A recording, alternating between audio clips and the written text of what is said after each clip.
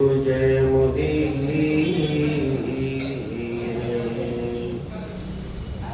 बोले शंकर भगवान की जय, हनुमान जी महाराज की जय। श्री राम जय राम, जय जय राम।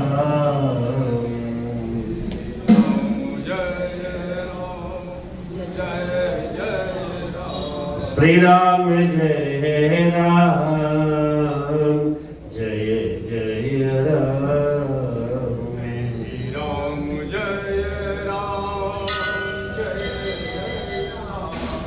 श्री राम जय राम, जय जय राम। श्री राम जय राम, जय जय राम।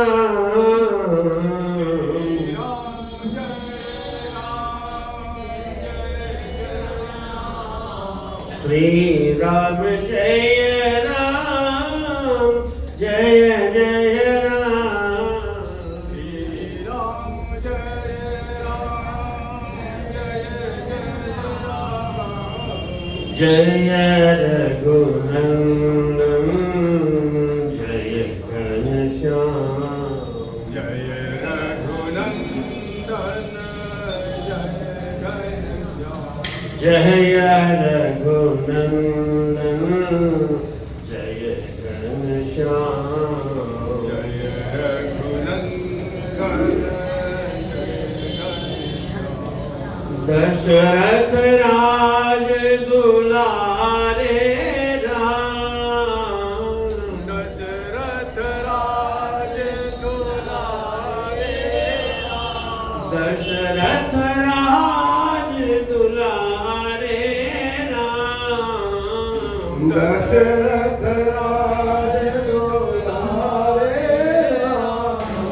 कौशल्या के प्यारे राम, कौशल्या के प्यारे राम। श्री राम जय राम, जय जय राम। श्री राम जय राम, जय जय राम। श्री राम जय राम, जय जय राम। श्री राम जय राम, जय जय राम। बोलिए रामचंद्र भगवान की जय, बाल कृष्ण भगवान की जय। पुनः एक बार संकट मोचन धाम के इस पवित्र प्रांगण में भगवान भोलेनाथ की परम पुनीत साक्षात सानिध्य और हनुमान जी महाराज के चरणों में बैठकर भगवान के सुंदर और दिव्य गुणानुवाद श्रवण हेतु पधारे आप सभी भाइयों और बहनों का हृदय से स्वागत और प्रणाम।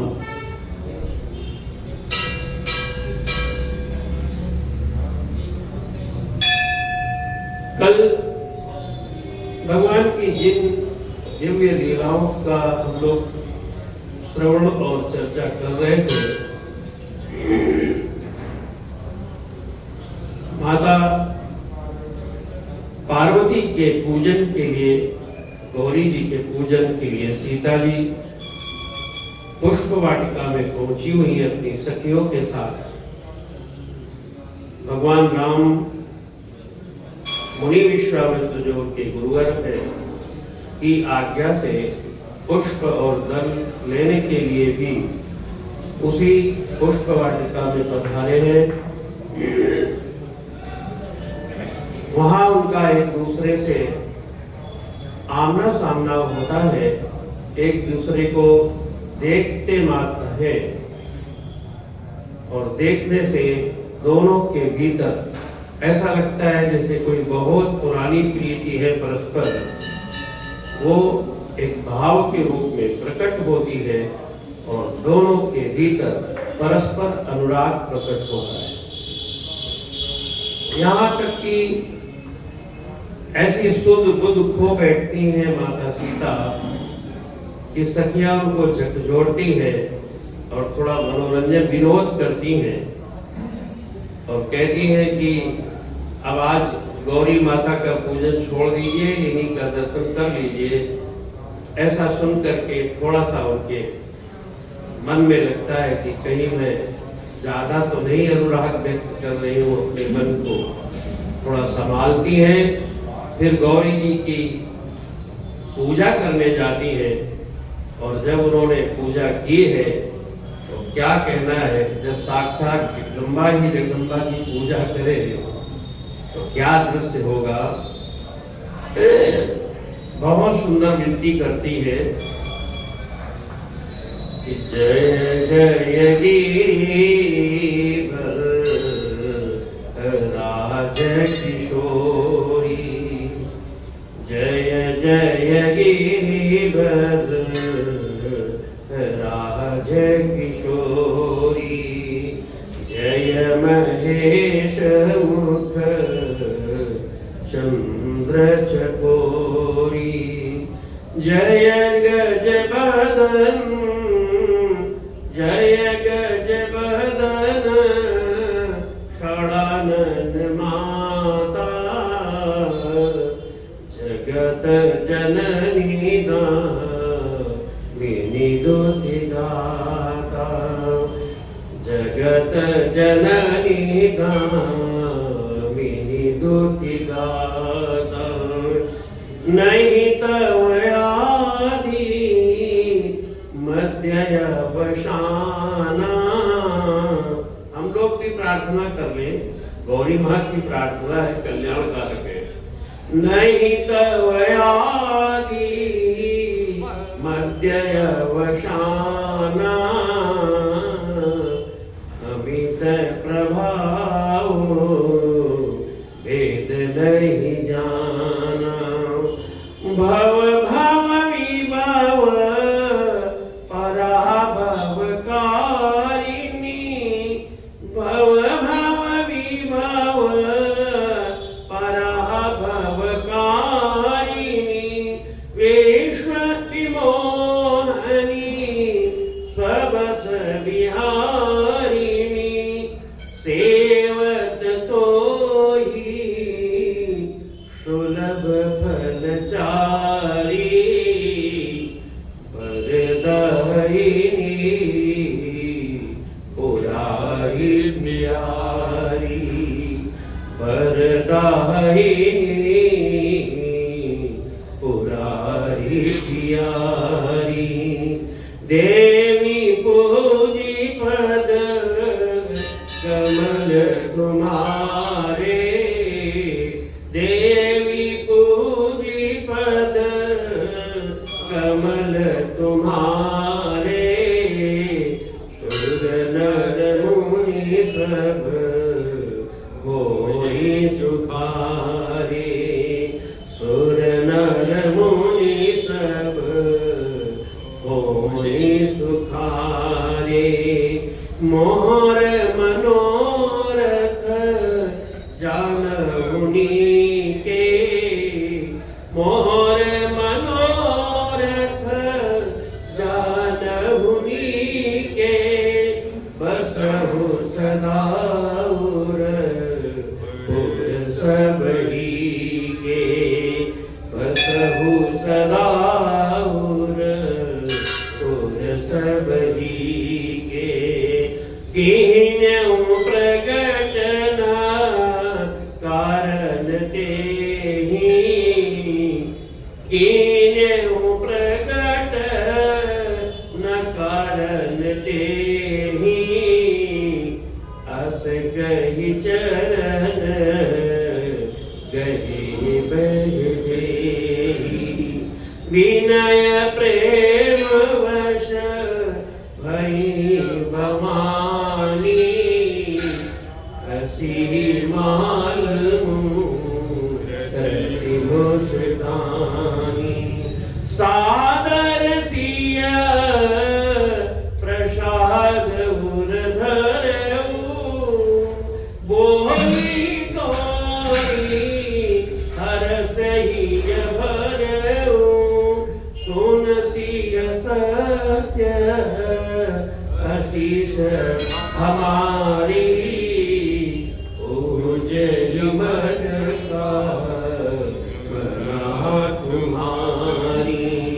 नारद वचन सदा सुचि साचा सोबर मिलहि जाहि मन राजा। ऐसे सुंदर वरदान प्राप्त करती है मां जानकी। नारद जी ने पहले ऐसी भविष्यवाणी की थी, सीता जिसका अपने मन में वर्ण कर लेगी, जो इसे पसंद आ जाएगा, जिसको ये चाहेगी, तो वर मिले जाहि मन राजा। इसका मन जहां लगे जाएगा, इसके मन में जो बस जाएगा, जो इसकी रुचि में आ जाएगा, वो वर इसे प्राप्त हो जाएगा। नारद जी सिद्ध तपस्वी हैं, त्रिकालज्ञ हैं, उनके वचन में असत्यता कभी होती नहीं है। नारद वचन सदा सुचि साचा। नारद के वचनों में दो विशेषताएं हैं, सदा और सदैव विशेषताएं हैं। क्या है कि सुचि और साचा। एक तो नारद के वचन में कोई लाग लपेट नहीं है, सदैव पवित्र बोलते हैं और सदैव सत्य बोलते हैं। तो नारद जी के ऐसे वचनों की देवी सीता को याद आती है। वो कहती है कि सो वर मिलई जाई मन राचा। ऐसा उनको निश्चय हो गया कि अब जो मेरा मनोरथ है वो निश्चित पूरा होगा। मन जाहि राज्यो मिली सोबरु सहज सुंदर सांवरो। और मन कहाँ इनका लग गया है, तो मन जाहि राज्यो मिली सोबरु सहज सुंदर सांवरो। किसमें मन लग गया है? मन जाहि राज्य, जहां मन लगा है, जो मन में इनके बसा है, वो है कौन? बोले सोबरु। वो बर कौन है? सहज सुंदर सांवरो। वो सहज सुंदर है। सहज सुंदर का मतलब स्वाभाविक सौंदर्य, वहां कोई बनावटीपन नहीं है। हम लोग सुंदर दिखने के लिए न जाने कितने प्रयत्न करते हैं, अपनी साज सज्जा के लिए न जाने कितने प्रयत्नों से उसको बनाने की चेष्टा में लगे रहते हैं कि हम सुंदर दिखें। लेकिन वो जो सौंदर्य झलकता है बनाव श्रृंगार के बाद, वो स्वाभाविक सौंदर्य नहीं होता है। और भगवान तो जब बिना वस्त्रों के छोटे में खेलते हैं तब भी लुप्त हो जाते हैं। बड़े बड़े ऋषि मुनि तपस्वी मनस्वी भगवान शंकर काकभूषुंडी आदि योगी सब देखने जाते हैं। और ऐसे ही बिना वस्त्रों के खेलते हुए महाराज दशरथ जी के आंगन में राम की उस दिव्य मूर्ति को देखकर बड़े प्रसन्न हो जाते हैं। क्योंकि वो जो सौंदर्य है वो सजावट से नहीं बनता, वो स्वाभाविक सौंदर्य है। सहज सुंदर सांवरो। वे सांवले रंग के प्रभु राम सहज सुंदर हैं। करुणा निधान सुजान शील स्नेह जानत रावरो। और आपका जो स्वभाव है वो कैसे? करुणा निधान। भगवान करुणा के सागर है। करुणा करने के लिए हम लोगों को स्थिति परिस्थिति और कारणों की जरूरत पड़ती है। कारण न हो तो हम करुणा नहीं करते, लेकिन भगवान को करुणा करने के लिए किसी कारण की जरूरत नहीं पड़ती। भगवान अकारण करुणा करते हैं। भगवान में और हम में यही भेद है जब हम संसारीय रीत से जीते हैं तो हम करुणा करने के लिए स्थान, स्थिति आदि देखते हैं कि कहाँ करुणा करें, किस पर करुणा करें। कोई कारण नहीं है करुणा का तो हमारे स्वभाव में करुणा नहीं होती है। करुणा करनी है तो कोई अपना है तो करुणा करे, नहीं तो सड़क चलते तो न जाने कितनों का क्या होता रहता है, किस पर करें। लेकिन भगवान सहज करुणा करने वाले हैं, उनके भीतर स्वाभाविक करुणा है। इसलिए ये जो 84 लाख योनियों में फंसा हुआ जीव, जिसका मनुष्य देह प्राप्त होने के लिए एक चक्र पूरा होना जरूरी होता है कि अगर कोई अधम योनियों में प्रवेश कर गया है तो चूंकि वहां अपने उद्धार का कोई हेतु और साधन है नहीं, इसलिए वो पूरा चक्र करता रहता है और पूरे चक्र को पार करने के बाद फिर कहीं एक बार इस दुर्लभ मनुष्य के रूप में जन्म लेने का अवसर आता है। लेकिन कबहू करी करुणा नर दे,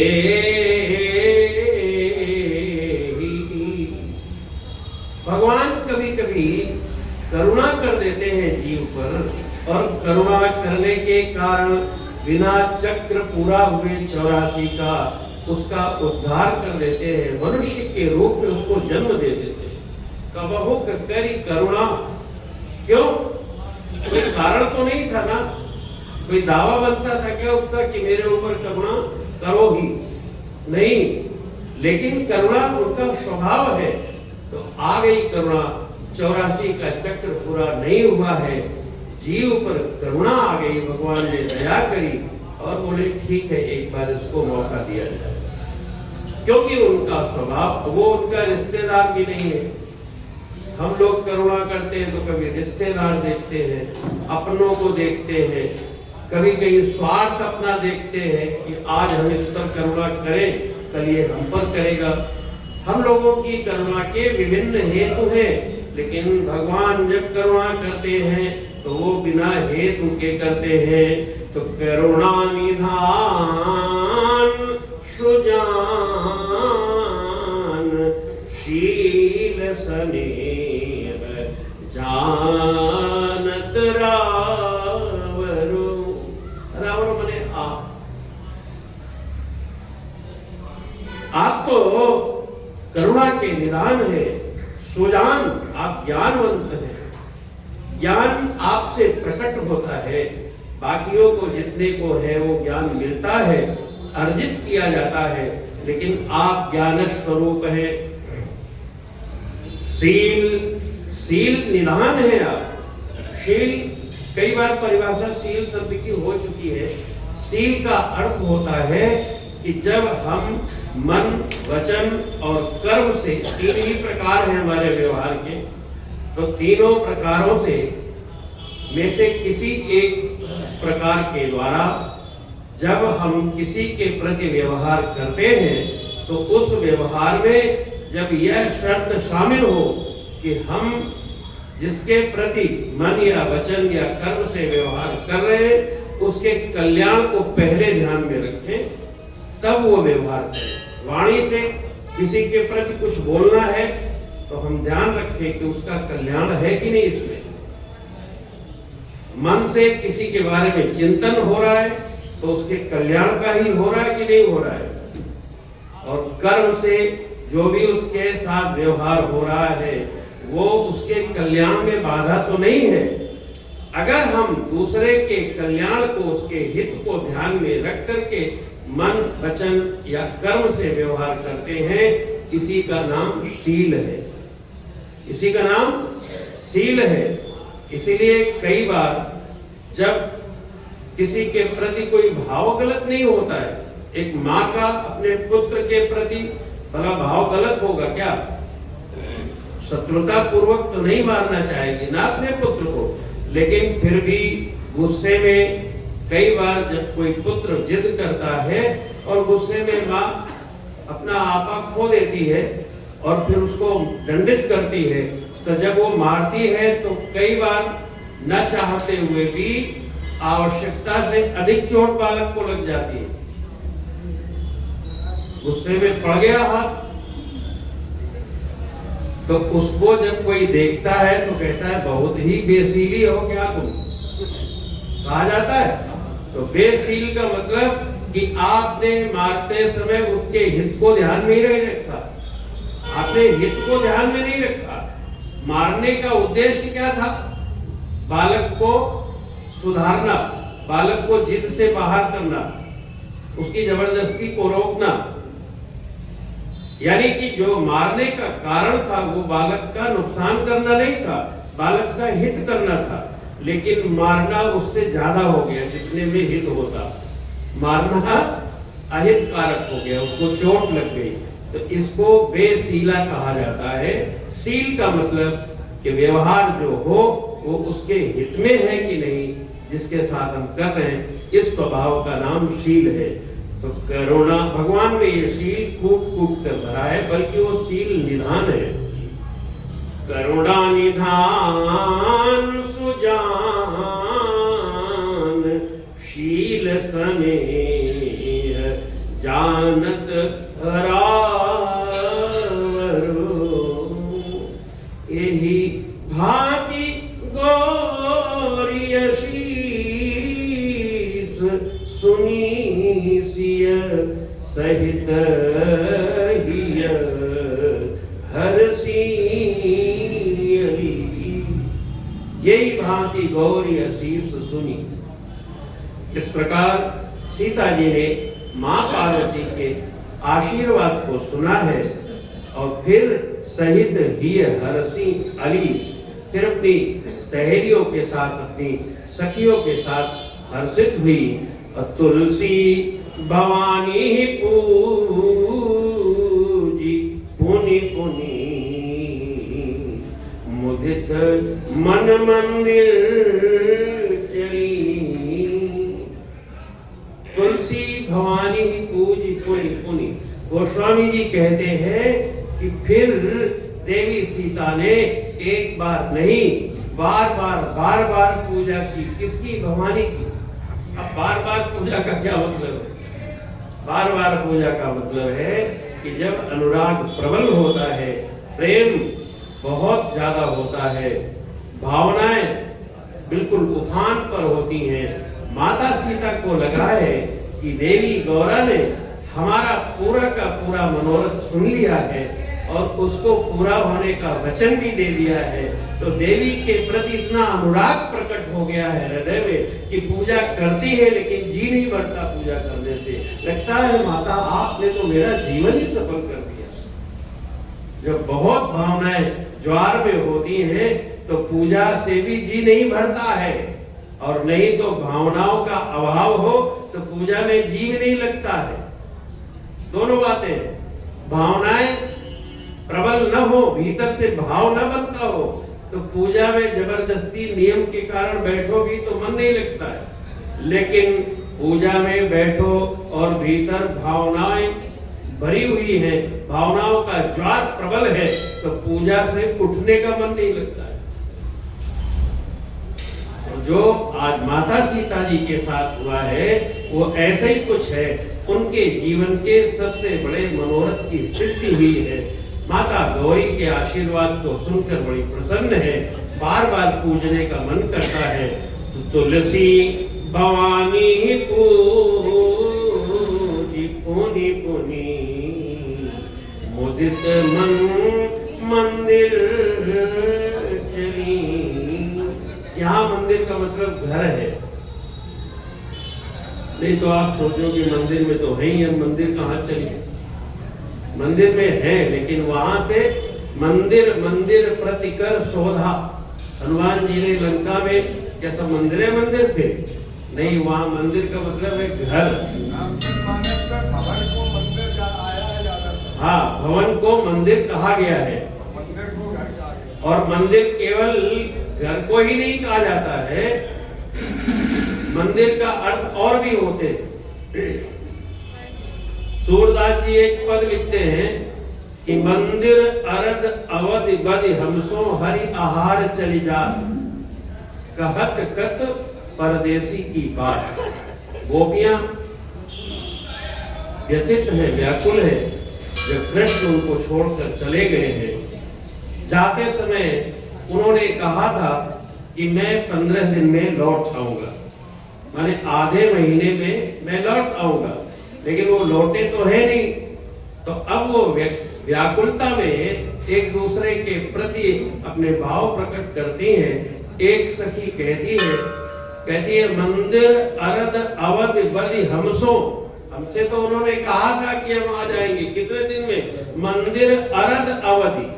तो मंदिर का अर्थ यहाँ महीना है। क्या है? महीना। 15 दिन के लिए बोल के गए थे। मंदिर अरद यानी आधा मंदिर, अवध बदि हमसो हरि आहार चली जात।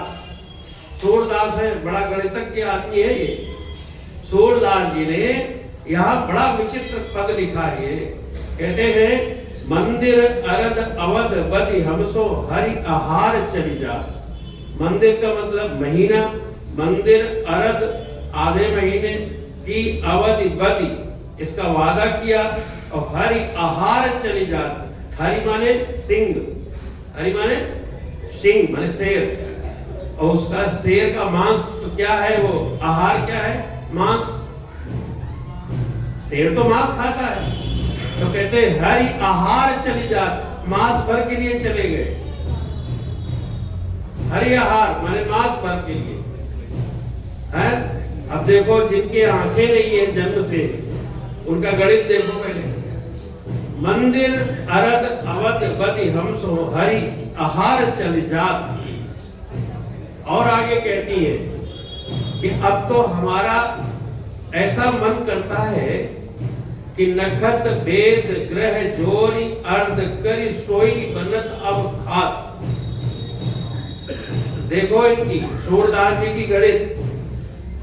गोपियां कहती हैं कि 15 दिन का वादा किया, महीने भर के लिए चले गए। अब तो मन इतना व्याकुल है कि लगता है क्या करूं? बोली नखत वेद ग्रह जोरी अर्ध करी। करो इतना सब। नखत कितने होते हैं? नक्षत्र 27 होते हैं। कितने? 27 नक्षत्र होते हैं। वेद कितने हैं? 4 हैं। तो 27 और 4 31। ग्रह कितने हैं? 9 नवग्रह होते हैं। तो 31 और 9 40। नखत वेद ग्रह जोड़ दिए तो 40 हो गए। अर्ध करी आधे करो तो 20। कितने बचे? 20। तो बोले सोई बनत अब खात, लगता है 20 खा ले।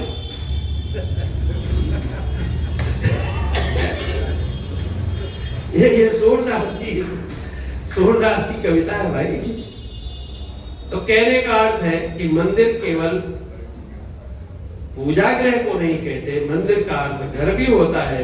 और सूरदास ने तो मंदिर का अर्थ महीना भी लिखा है।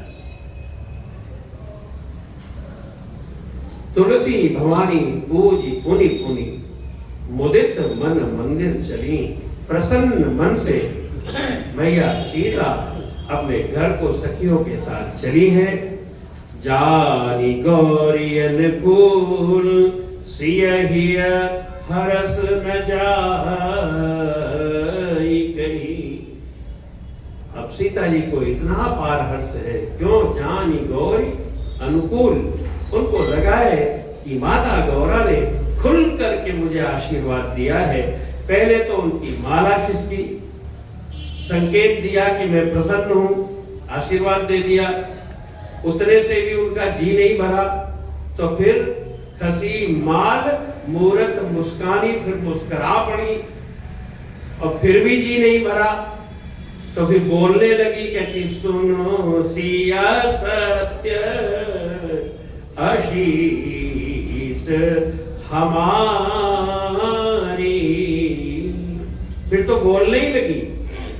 तो ये जो 3 लक्षण दिखाई पड़े, माता सीता समझ गई कि माता गौरा आज बहुत प्रसन्न है, मुदित मन मंदिर चली, जानी गौरी अनुकूलता जान ली कि माता मेरे ऊपर बहुत प्रसन्न है। सिया धिया हर्ष न जाए कहीं। सीता जी के भीतर जो हर्ष है उसका वर्णन नहीं हो सकता है। मंजुल मंगल मूल। अब ये जो संकेत है ये मंगल का संकेत है। माता पार्वती ने जो आशीर्वाद दिए हैं वो मेरे मंगल कारक आशीर्वाद है। तो मंजुल मंगल मूल, ऐसे सुंदर और ऐसे मंगलकारी आशीर्वाद जो मुझे मिले हैं, तो बोले वाम अंग फरकन लगे। एक और संकेत मिला सीता मैया को कि उनके वाम अंग फड़क रहे हैं। स्त्री शरीर के वाम अंग और पुरुष शरीर के दक्षिण अंग, दाहिने अंग फड़कने से शुभ और अशुभ की प्रतीति होती है। तो शुभ प्रतीति पुरुष का दक्षिण अंग माने दाहिना अंग फड़के, स्त्री का बायां अंग फड़के तो शुभ आगमन की प्रतीति होती है। लक्षण है कि कुछ शुभ होने वाला है। तो मां सीता के वाम अंग फड़कन लगे, बाएं अंगों में फड़कन हो रही है, तो वो जान गई कि यह जो संकेत है मंजुल मंगल मूल, ये हमारे कल्याण का सूचक है। हृदय सराहत सीय लोनाई, गुरु समीप गवने दो भाई। अब जैसे नाटक आप देखते हैं तो पर्दा गिरता है, दृश्य बदल जाता है। ऐसे ही गोस्वामी जी अपनी लेखनी का पर्दा गिराते हैं, दृश्य बदल देते हैं। अभी कहाँ थे? सीता जी के साथ थे, मंदिर में कैसे दर्शन करती हैं, फिर उनके साथ साथ घर तक आए। और जब घर तक आए तो बोले अब अपना काम करो। कहाँ चले गए? अब राम जी की तरफ चले गए। उधर क्या हुआ? बोले हृदय सराहत सीय लोनाई। राम जी सीता जी के सौंदर्य का सराहना करते हुए गुरु समीप गवने दो भाई, दोनों भाई वहां से वापस गुरु जी के पास चले हैं। राम कहा को सब कौशिक पाई। राम ने देखो ये एक आदर्श चरित्र का मूल्यांकन कैसे होता है। हम लोग होंगे, जैसी जैसी घटना वहां हुई है पुष्प वाटिका में राम जी के साथ, उसकी जगह अगर हम लोग होते सामान्य मनोवृत्ति के संसारी लोग, तो क्या करते? वापस आकर के गुरु जी से सारा वृत्तांत बताते हैं।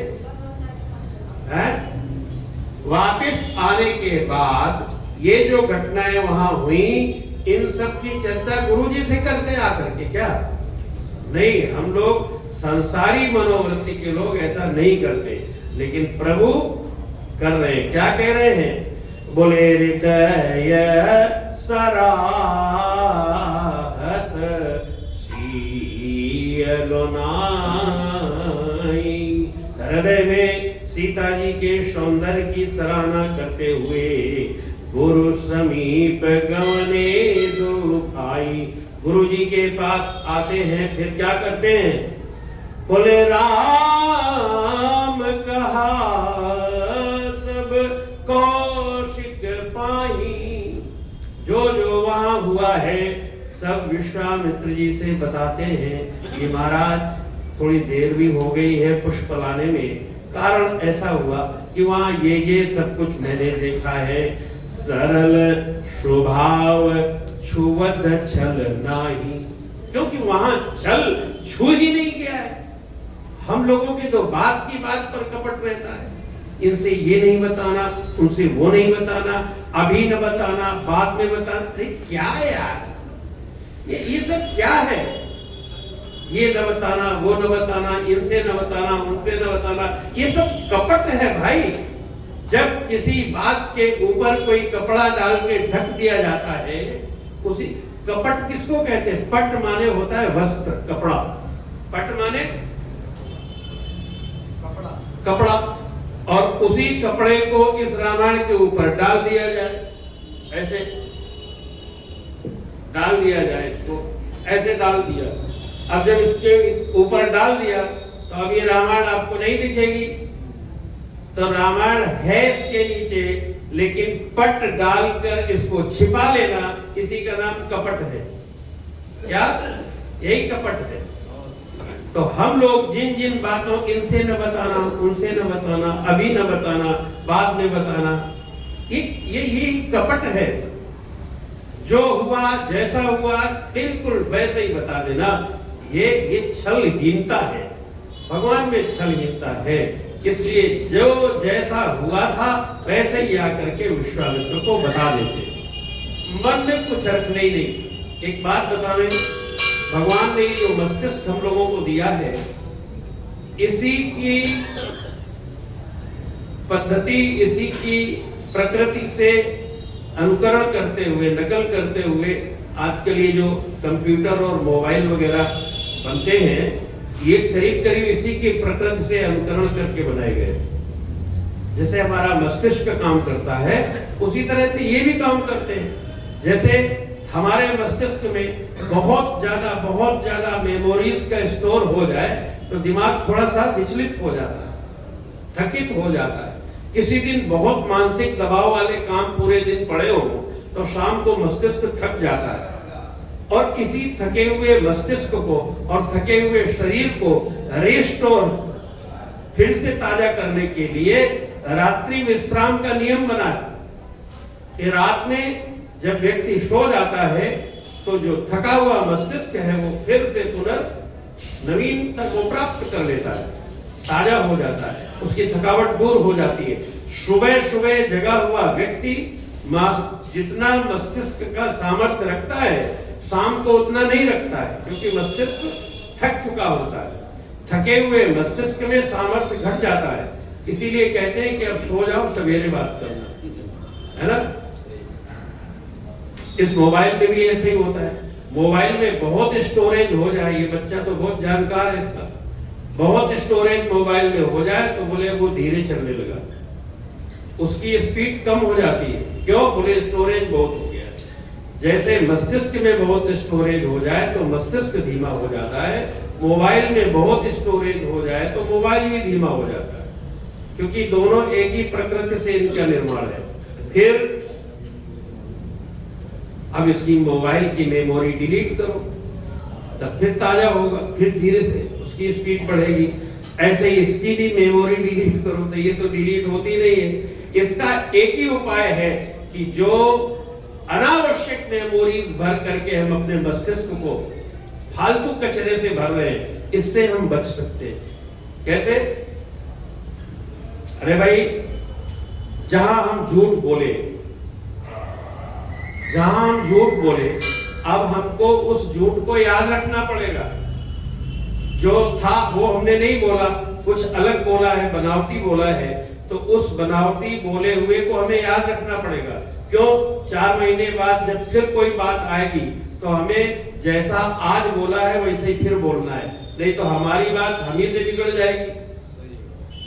इन्हें याद रखना पड़ेगा। तो ऐसे कपट पूर्ण बर्ताव से, बातों से हमारी मेमोरी झूठ के पुलिंदे से भर गई है। ये मस्तिष्क जो मिला तो था ज्ञानार्जन के लिए, अच्छी बातों के स्टोरेज के लिए, कथानक, पुराण, ये वेदों के और उपनिषदों के कथन, इन सब चीजों से, शुभ सिद्धांतों से, जीवनोपयोगी बातों से अपने मस्तिष्क को हमें भरना था। उसके बजाय हमने कपट के पुलिंदे से भर करके रखा है और उनको याद करना है, इसलिए वो है मेमोरी में रखा हुआ है। क्या है यार, छोड़ो ना, उसको डिलीट करो। जो है वही बोलेंगे।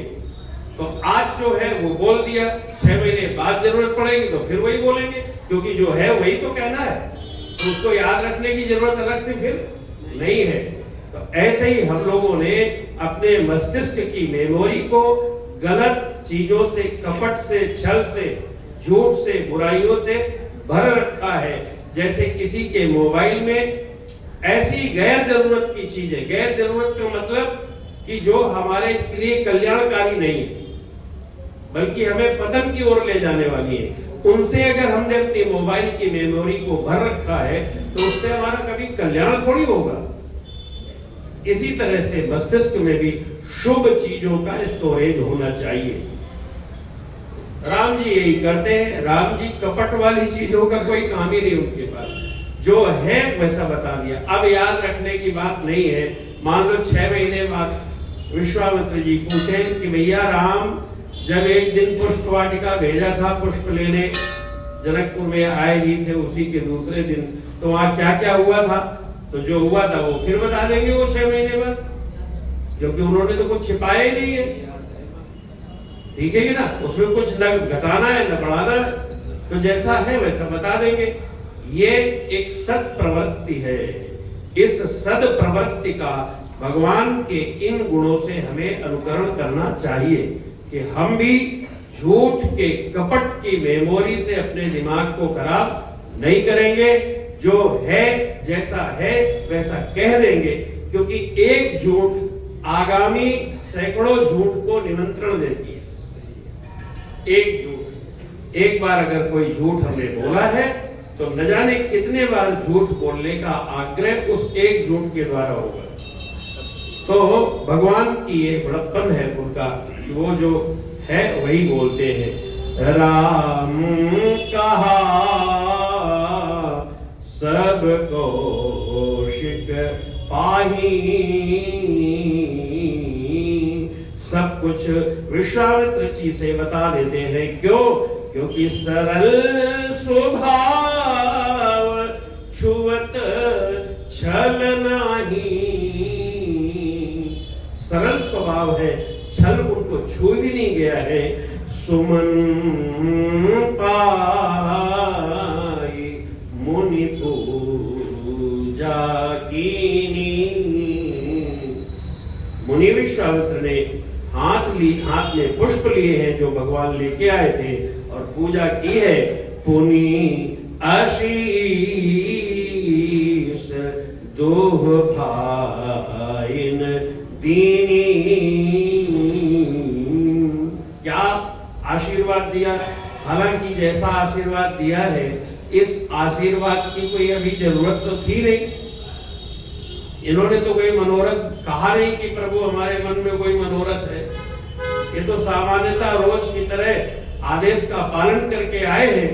लेकिन हमें लगता है कि विश्वामित्र जी को जो वहां की घटनाएं बताई हैं, उससे विश्वामित्र जी थोड़ा आगे तक अनुमान लगा गए। नहीं, उन्होंने तो ये बताया ना, बता तो दिया ये पूरी बात। उन्होंने कहा कि महाराज वहां गए थे तो ऐसे ऐसे थोड़ा देर लगी।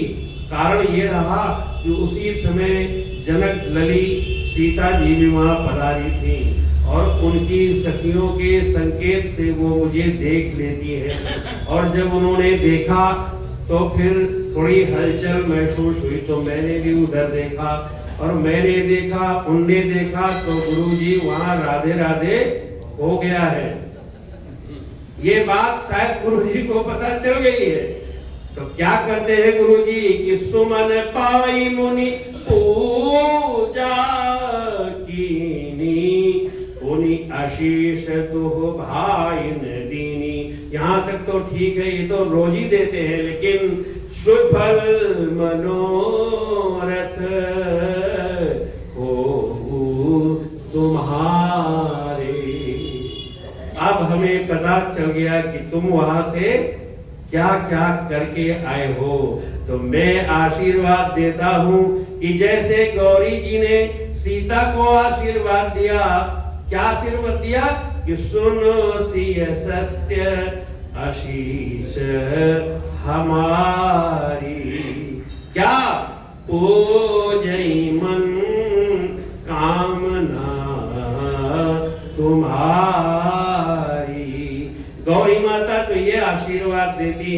और इधर जब विश्वामित्र को सारी बातें साफ साफ पता चल जाती हैं तो कहते हैं सुफल मनोरथ हो तुम्हारे।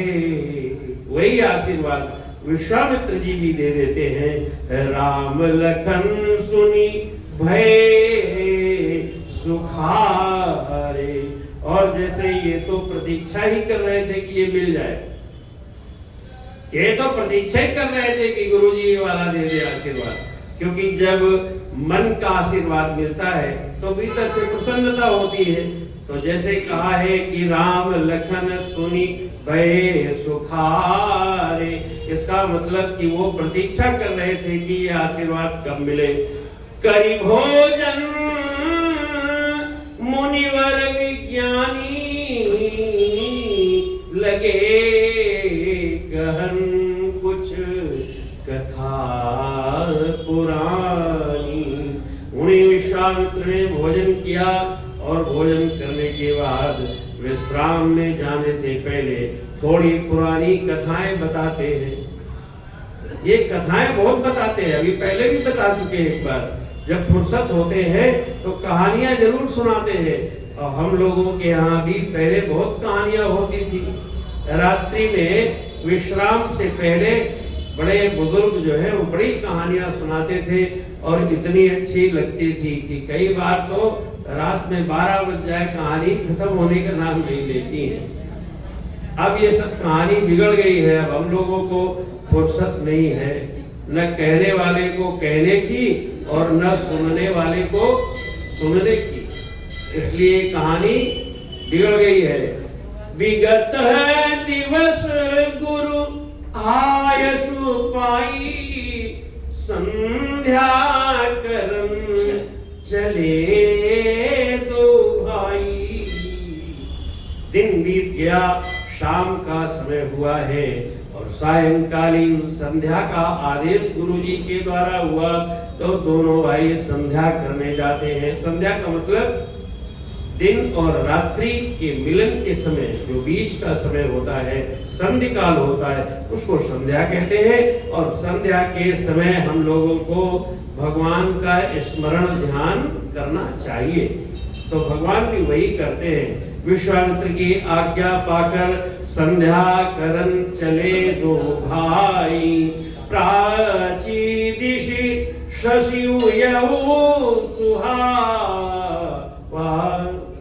पूर्व दिशा की ओर दृष्टि जाती है, देखा कि सुंदर चंद्रमा खिला हुआ है। सिया मुख सरिस देखी सुख पावा। अब कैसा सीता जी का मुख है, कैसा चंद्रमा है, ये एक जैसे लगते हैं क्या?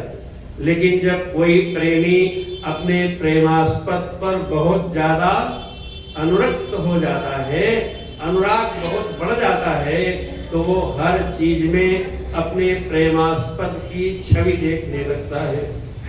ये प्रेम का लक्षण है। नहीं तो चंद्रमा कैसा बना है, क्या सीता जी वैसी ही बनी? वैसी तो नहीं बनी। एक बार फिर खुद ही कहते हैं कि नहीं, सीता जी की बराबरी इससे हो ही नहीं सकती है। और अभी उसी को देखकर सीता जी की याद करते हैं। प्राची दिशि शशियु सुहावा, सिय मुख सरिस देखी सुख पावा। और भगवान को लगता है कि ये चंद्रमा तो बिल्कुल सीता जी के मुख की तरह दीप्तिमान है, वैसे ही लग रहा है बिल्कुल। बहुरी विचार कीन मन माही, किसी बदन सम हिम कर नाही। हिमकर माने चंद्रमा। पहले तो कहते हैं कि ये चंद्रमा बिल्कुल हमारी सीता की तरह लग रहा है, लेकिन बाद में अपने ही विचार काट देते हैं। पहले अपना विचार एक प्रकट करते हैं, फिर अपने ही स्याही से उसको काट देते हैं। क्या कहते हैं? बहुरी विचार कीन मन माही। सोचते नहीं नहीं नहीं नहीं, गलत हो गया, ऐसा नहीं सोचना चाहिए था। ये जो विचार मैंने किया ये गलत हो गया, काट दिया उसको, कट्टम। फिर बहुरी विचार, फिर विचार करते हैं क्या? कीन मन माही सीय बदन सम हिम कर नाई। एक चंद्रमा ये क्या मेरी सीता की बराबरी करेगा? सीय बदन सम हिम कर नाही, ये चंद्रमा सीता के जैसा नहीं है। बोले क्यों? बोले जन्म सिंधु, इसका जन्म तो समुद्र में हुआ है, खारा समुद्र। इस चंद्रमा का जन्म कहाँ हुआ है? समुद्र मंथन में 14 रत्न निकले थे एक एक करके, उसी में चंद्रमा भी निकला था। तो कहते हैं जन्म सिंधु, खारे समुद्र में तो इसकी उत्पत्ति है। ये चंद्रमा कहाँ सीता जैसा होगा? जन्म सिंधु पुनि बंधु विष, इसका भाई तो विष है, हलाहल, वो भी तो समुद्र से निकला था। समुद्र से जितनी चीजें निकली सब भाई बहन तो कहे जाएंगे, समुद्र सबका पिता हुआ। अब जिनका जिनका पिता समुद्र है तो वो सब तो भाई या बहन आपस में होंगे। तो सीता जी की बराबरी ये चंद्रमा नहीं कर सकता है। क्यों? बोले जन्म सिंधु, खारे समुद्र से पैदा हुआ, पुनि बंधु विष, और इसका भाई हलाहल विष है। दिन मलिन सकलंक, चंद्रमा दिन में दिखाई तक नहीं देता है। उगा होगा पहले से। आप देखो ना, कई बार जो चंद्रमा के उदय होने का समय है शुक्ल पक्ष में, प्राय पहले से ही होता है।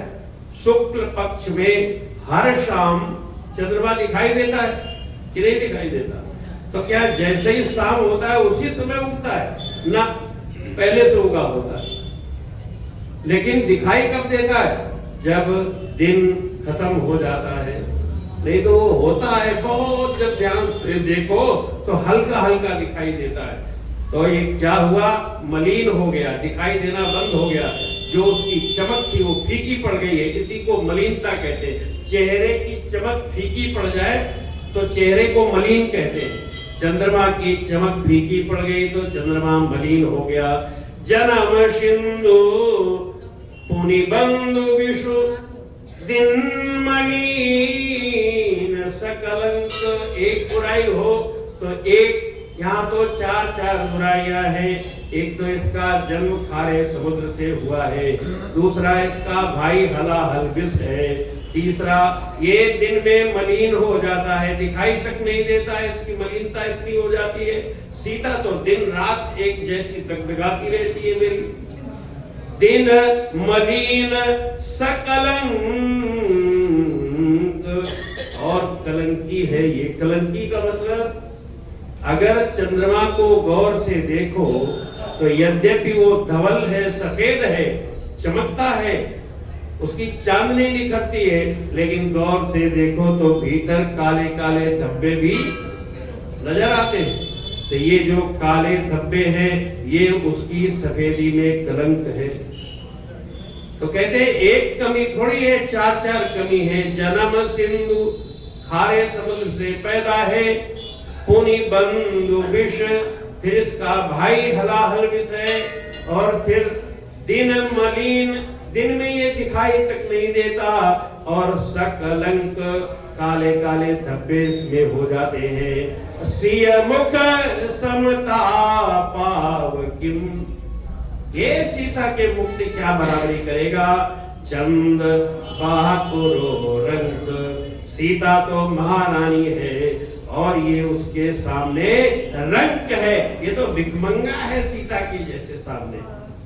सीता जैसी महारानी के सामने ये चंद्रमा भिखमंगा जैसा लगता है। ये सीता की बराबरी कैसे करेगा?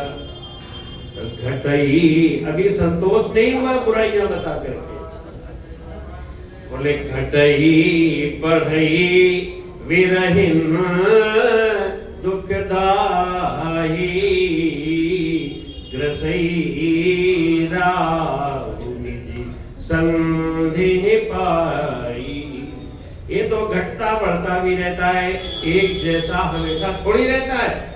किसी दिन हसिया की बाली की जितना ही नजर आता है और किसी दिन तो नजर ही नहीं आता और किसी दिन पूरा दिखाई देता है। लेकिन मेरी सीता तो अहरनिश किसी भी समय देखो, दिन हो रात हो, किसी भी समय बिल्कुल टकटकाता रहता है तेजो में उसका चेहरा, तो उसके बदन से इस भिखमंगे चंद्रमा की बराबरी तो हो ही नहीं सकती है। घटई बढ़ई, ये घटता बढ़ता भी है।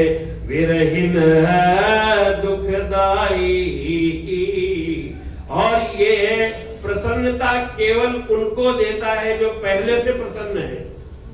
किसको देता है? जो पहले से प्रसन्न है। जो विरह में डूबा हुआ है उसको तो और ये व्यथित कर देता है। चांदनी रात निकली हो और कोई अपने प्रेम में विछुड़ा हुआ हो, उसका प्रेमास्पद उससे दूर हो और उसकी याद में डूबा हुआ प्रेमी चंद्रमा की खिली हुई चांदनी में बैठा हो, तो दुखी होगा कि सुखी होगा? दुखी होगा। काश ऐसे में वो भी होते, ऐसा लगता है कि नहीं? तो चंद्रमा हर समय हर व्यक्ति को सुख ही देगा, ये गारंटी थोड़ी है। घटई बढ़ई विरहीन दुखदाई, ग्रसई राव निज संदेह पाई। ये तो केवल प्रसन्न हुए पहले से प्रसन्न व्यक्ति को प्रसन्नता देता है, लेकिन कोई विरह व्यथा में व्याकुल हो तो ये तो और व्यतीत कर देता है। और ग्रसई राव निज संधि पाई, अपने संधि का समय जब पाता है तो राव इसको गटक जाता है। ये समेता थोड़ी दिखाई देता है। कहां सीता की बराबरी करेगा ये? कोक शोक प्रद पंकज द्रोही, कोक शोक चकवे को चकवी के वियोग का शोक देने वाला है। चकवा और चकवी दूर दूर हो करके चंद्रमा का दर्शन करते हैं, एक साथ बैठ करके नहीं करते हैं। तो ये तो वियोग का देने वाला है। शोक प्रद पंकज द्रोही, और कमल रात में बंद हो जाते हैं, कब खिलते हैं? भाष्वानुदेश्यति हसिष्यति पंकजालिहि, जब सूर्य भगवान निकलते हैं तब कमल खिलता है। चंद्रमा तो खिले हुए कमल को बंद करवा देता है। तो पंकज द्रोही एक कमल का भी शत्रु है, कमल को बंद करवा देता है। अवगुण बहुत चंद्रमा तोहि, अरे चंद्रमा मुझे माफ करना, मैं गलती से तेरी बराबरी सीता से कर गया, तू कहां सीता के बराबर ठहरेगा? बेदेही मुख पट तर दीने, मैंने तो सीता के मुख से बराबरी कर डाली तेरी। होई दोष अनुचित बड़ कीने, होई दोष बड़, ये तो बहुत बड़ा दोष कर दिया हमने। कहां सीता का मुख, कहां ये चंद्रमा? होई दोष बड़ अनुचित कीने, और देखो ये राम सीता प्रकट भी हो गए। तो हरे राम राम राम सीता राम राम राम,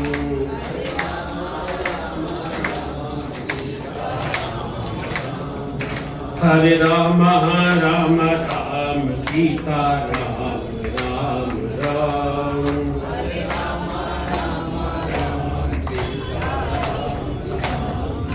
हरे राम राम राम सीता।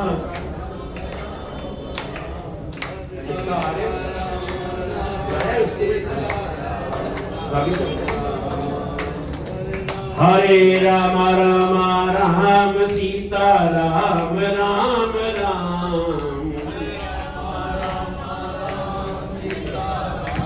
राम हरे राम राम राम सीता राम राम राम। हरे राम राम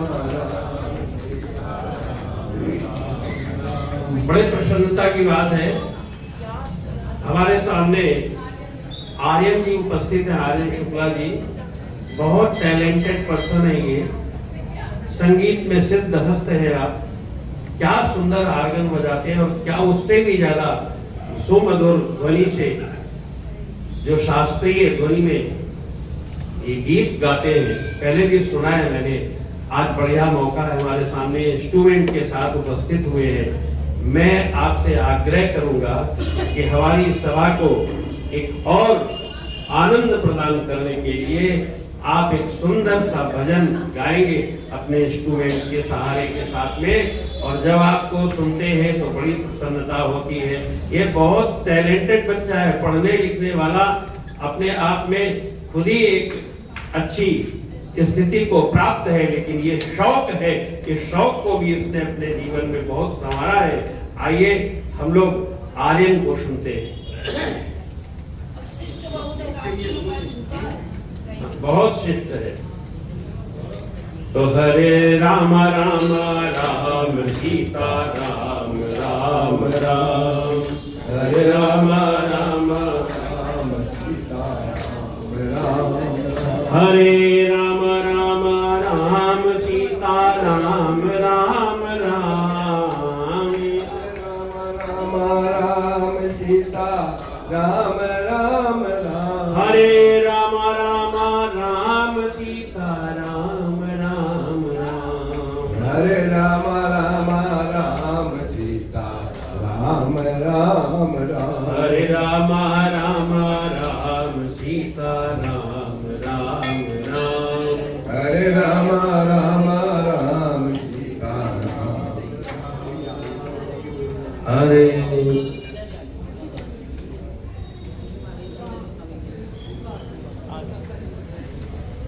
एक सूचना दे दें आपको, किसी का जो है बिटिया ले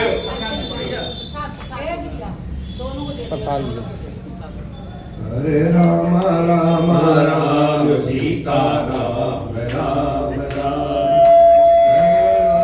राम राम सीता राम राम राम। हरे राम राम राम सीता राम राम राम। हरे राम राम राम सीता राम। हरे राम राम राम सीता राम राम राम। हरे एक सूचना दे दे। हरे राम राम राम सीता राम राम राम। आपके